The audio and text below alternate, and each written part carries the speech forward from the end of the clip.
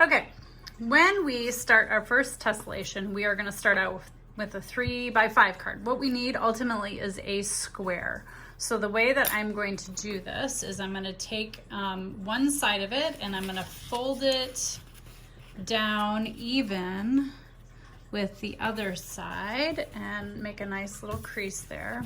So this is what it looks like. And then I'm going to take my scissors and I'm going to very carefully cut it there. And I'm going to take this part and set it aside. So now I have a square, what's pretty much just about a square. And now what I need to do is I need to figure out how I'm going to do some translation on this square.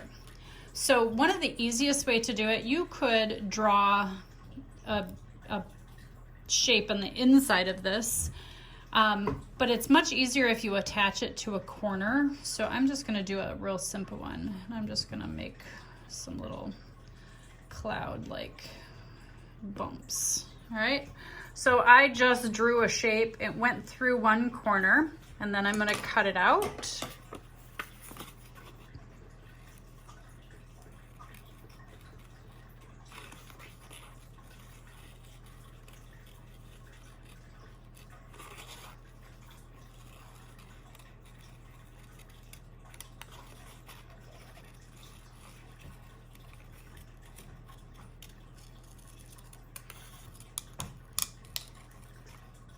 Make sure I get right through that corner.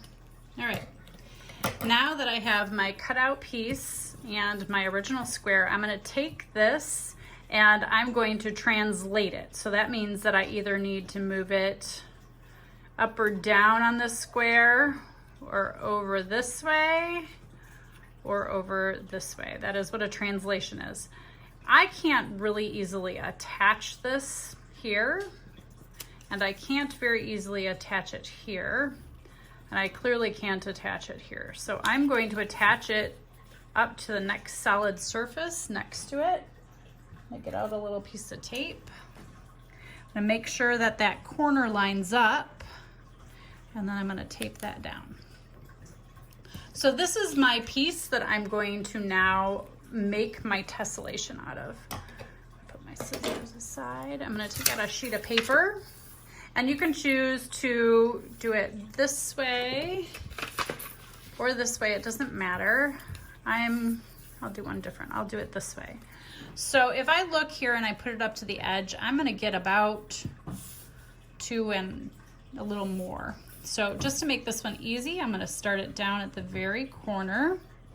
I'm gonna trace very carefully around my shape.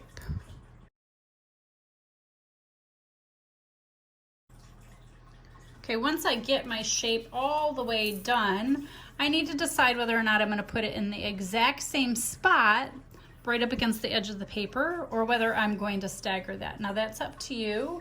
I have 2 examples later on I can show you of both. For this one, I'm just going to put it right up next to where I have it done. And then I'm going to do that all the way through.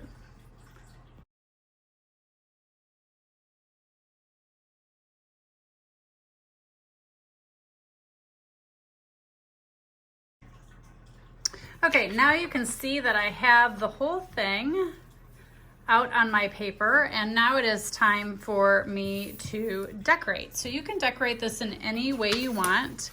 You could decide to decorate it with some markers or colored pencils. I put this on regular paper so it would be easier for you to see. You can use plain paper, that's fine. So color it in and decorate it.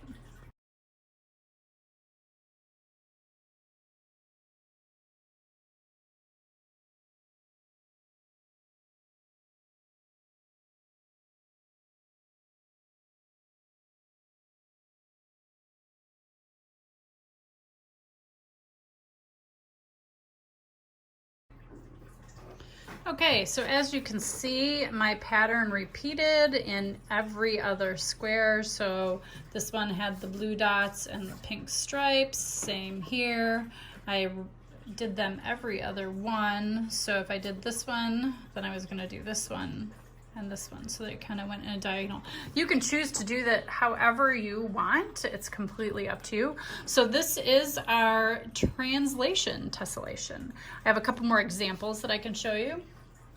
So the first one I did was a very basic one.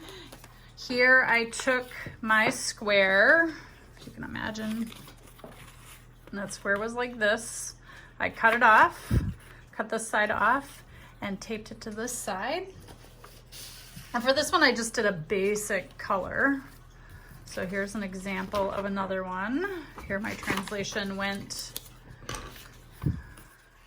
here to here to here. And I started off in the corner up here and just went around.